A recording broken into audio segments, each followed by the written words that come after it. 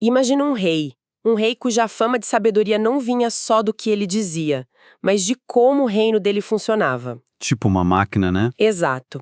Uma máquina tão, mas tão eficiente que chamou a atenção de outra potência mundial lá do outro lado do mapa. E a governante desse império rival viaja meses, não para uma guerra, mas para entender, para perguntar como isso é possível. Essa é a cena que abre nossa análise de hoje. É espetacular. É espetacular, sim. A gente vai mergulhar fundo no auge do poder do rei Salomão, tudo baseado no capítulo 9 de 2 Crônicas. Mas a pergunta que vai guiar a gente é: como um reino que era relativamente pequeno se tornou tipo uma superpotência global? E o que essa história de sucesso que parece tão perfeita esconde de verdade? Exato. Para investigar isso, a gente tem fontes incríveis. Trechos de uma Bíblia de estudo que dão não só o texto, mas todo o contexto histórico e geográfico. O que ajuda muito. Demais! E ainda temos ilustrações do Templo de Salomão e, o que eu acho mais fascinante, um mapa das rotas comerciais que eram, bom, as artérias desse império. As veias do poder econômico. Isso. Nossa missão aqui é decifrar a engenharia por trás desse sucesso, da diplomacia até a logística, e ver o legado que essa história deixou. E é muito importante começar com um aviso sobre a nossa fonte principal, o livro de Crônicas. Certo. Ele não foi escrito para ser um jornalismo imparcial, sabe? Foi compilado séculos depois, numa época em que Israel precisava se lembrar da sua glória. Ah, então tem um propósito bem definido. Com certeza. O autor de Crônicas funciona quase como um curador de museu. Ele seleciona os melhores momentos, com um foco muito grande na aliança com Deus e na construção do templo. Ele está pintando uma era de ouro. E como em todo retrato idealizado, A gente tem que se perguntar o que ficou de fora da moldura. Ótimo ponto. Então, beleza, temos o relato oficial. E ele começa com a chegada de uma figura igualmente poderosa, a Rainha de Sabá. a fonte diz que ela veio experimentar Salomão com enigmas.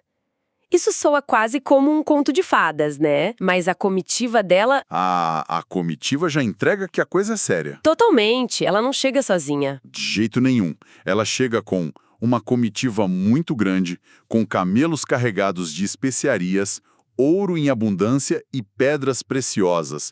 Isso é uma demonstração de força. Onde ficava Sabá exatamente? Ficava onde hoje é o Iêmen, e não era um reino qualquer. Era um jogador-chave no comércio mundial.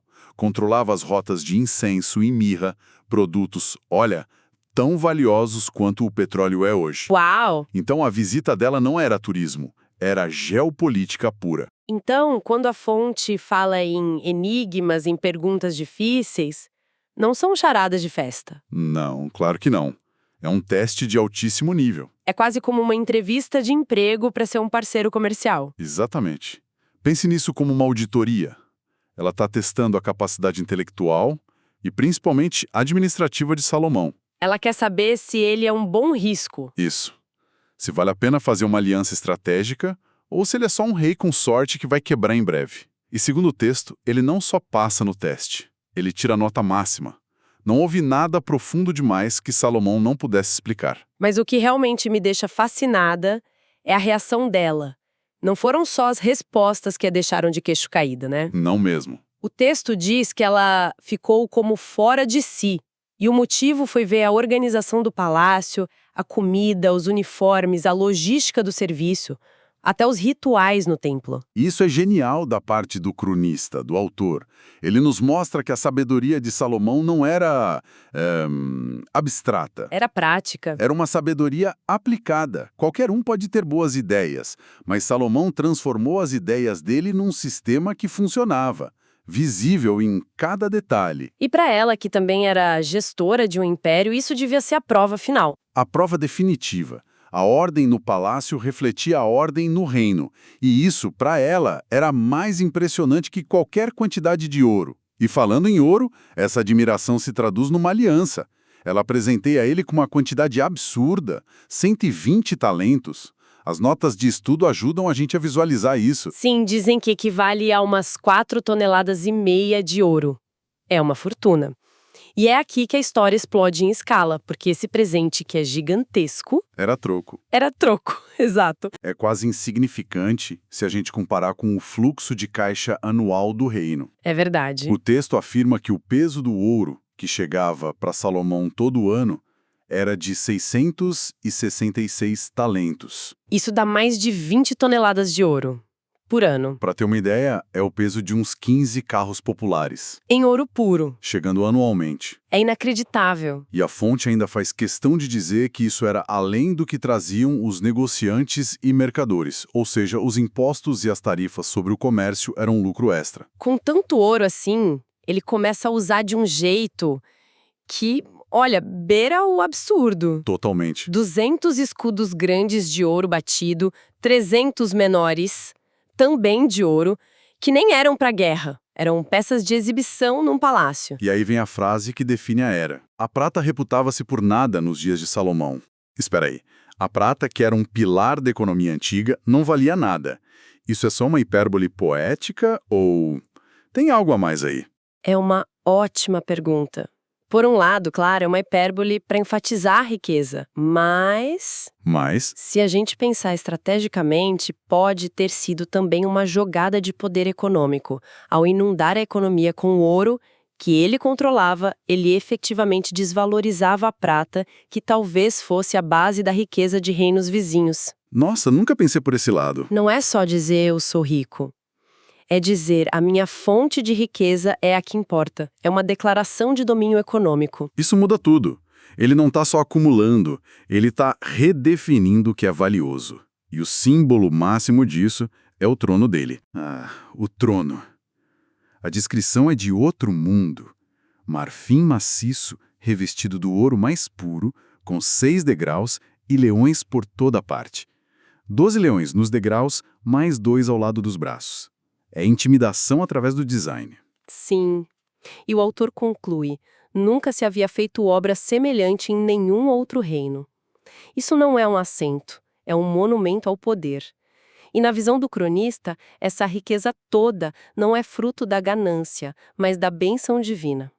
É a rainha de Sabá, uma estrangeira, que verbaliza a teologia do livro, né? Sim, ela diz: o Senhor seu Deus se agradou de você e o colocou no seu trono. Exato.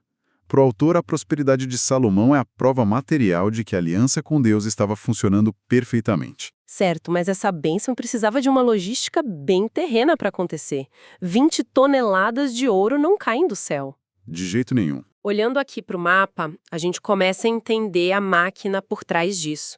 Como funcionava essa rede de comércio global? Salomão executou uma estratégia geopolítica brilhante. Ele fez uma parceria com o Irão, rei de Tiro. Uma potência naval, os fenícios. Isso.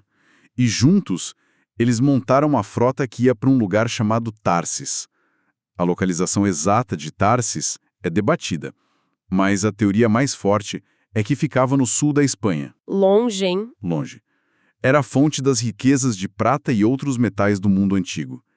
Era uma viagem épica, de 3 anos, ida e volta. Uma viagem de 3 anos. O risco devia ser altíssimo. Uma tempestade, piratas, uma frota inteira podia ser perdida. Com certeza. O Império não ficava vulnerável dependendo de uma aposta tão arriscada a cada 3 anos? Sim, o risco era enorme, o que mostra a confiança que eles tinham na capacidade naval deles.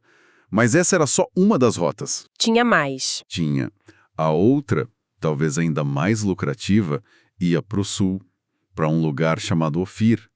Provavelmente na costa da África ou no sul da Arábia. E como ele acessava essa rota? Aí que está o pulo do gato.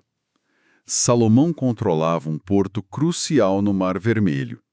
De Ofir vinha mais ouro e madeiras exóticas, como o sândalo. O sândalo que foi usado nos instrumentos do templo? Exatamente. Então ele tinha acesso tanto ao Mediterrâneo, através de Irão, quanto ao Oceano Índico, através do seu próprio porto.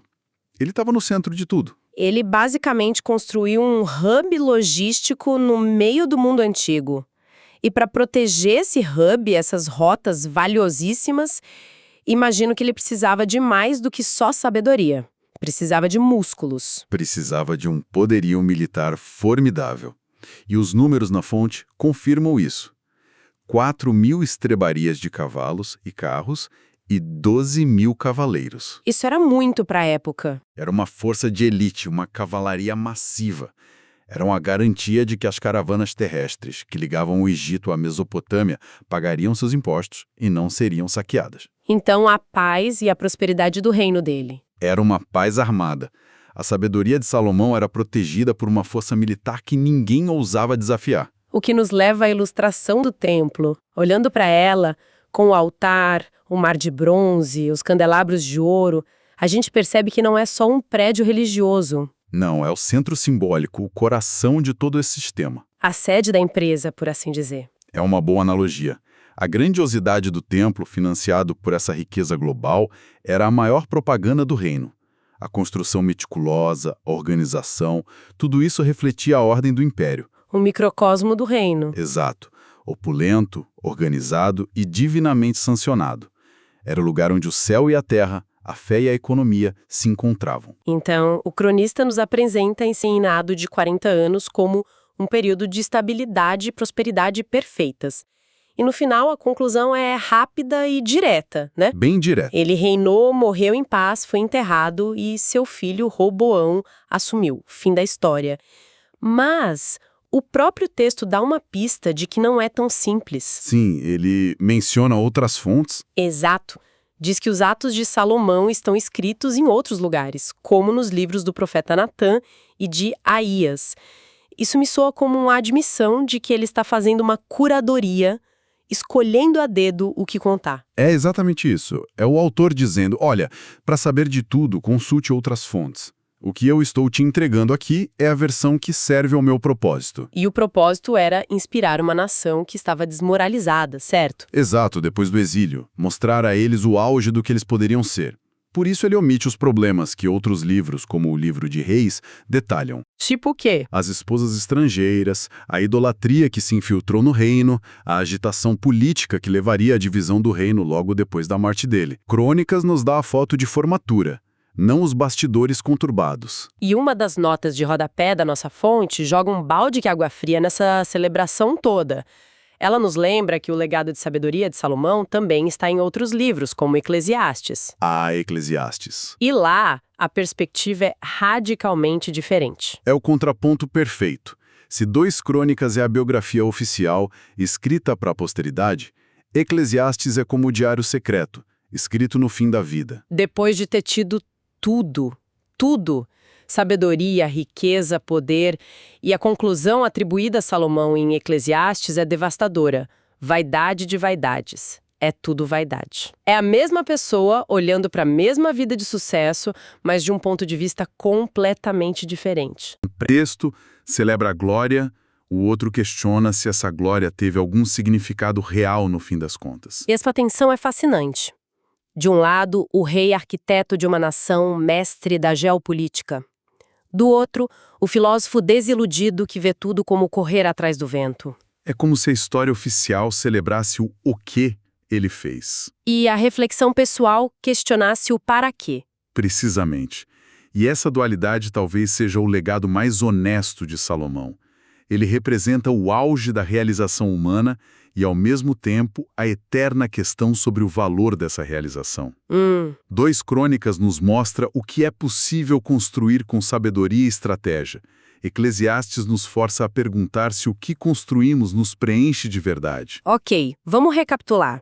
Nós vimos como a visita da rainha de Sabá foi menos um teste de enigmas e mais uma negociação geopolítica de alto risco. Com certeza. Desvendamos a escala da riqueza de Salomão, onde o ouro era abundante e a prata era desvalorizada, talvez até como uma estratégia. Mapeamos a rede de comércio global e o poderio militar que a sustentava. E, por fim, confrontamos essa versão idealizada de Crônicas com a reflexão bem mais melancólica de Eclesiastes. E a narrativa de 2 Crônicas é isso, é um retrato de um ideal nacional. Um momento em que sabedoria, riqueza e a bênção divina pareciam perfeitamente alinhadas. Uma inspiração poderosa. É a imagem da nação em seu potencial máximo. O que nos deixa com um pensamento final. A fonte descreve uma economia tão superaquecida que a prata virou comum como as pedras na rua. Hoje nós também buscamos nossa própria versão de ouro, né? Seja sucesso profissional, influência, segurança financeira, a história de Salomão nos oferece 2 finais para essa busca. O registro público da conquista celebrado em Crônicas e a reflexão particular de Eclesiastes, que questiona se tudo isso, no fim das contas, realmente importou. A pergunta que fica é: qual das 2 histórias a gente está mais focado em construir?